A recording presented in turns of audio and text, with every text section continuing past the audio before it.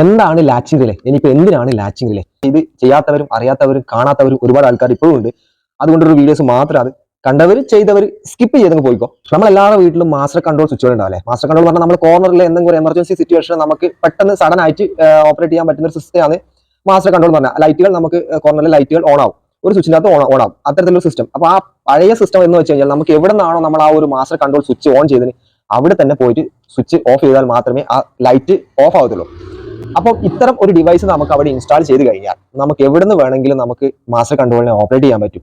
അതായത് സപ്പോസ് നമ്മളിപ്പോൾ മേളത്തെ നിലയിലാണ് നമ്മൾ മാസ്റ്റർ കൺട്രോൾ ഓൺ ചെയ്യണമെന്നുണ്ടെങ്കിൽ നമ്മൾ മേളത്തെ നിലയിൽ ഓൺ ചെയ്യാം. ഇനിയിപ്പോൾ താഴത്തെ നിലയിലാണ് നമ്മൾ എന്തെങ്കിലും ഒരു ആവശ്യത്തിന് പോയി എന്ന് വെച്ച് കഴിഞ്ഞാൽ നമ്മൾ വീണ്ടും മേളിൽ വന്നിട്ട് ഓഫ് ചെയ്യേണ്ട ആവശ്യമില്ല.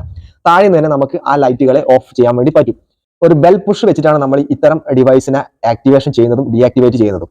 ഇതിന് കച്ചറായി പോയി കഴിഞ്ഞാൽ നമുക്ക് വേറെ കിട്ടുമോ ഇല്ലെന്നൊന്നും നമ്മൾ ടെൻഷൻ അടിക്കേണ്ട ആവശ്യമില്ല. ഒരുപാട് കിട്ടും. MCBകൾ എങ്ങനെയാണോ നമുക്ക് മാറ്റാൻ പറ്റുന്നത് അതേ രീതിയിൽ തന്നെ നമുക്ക് ഇതിന് റീപ്ലേസ്മെന്റ് ചെയ്യാൻ വേണ്ടി പറ്റും.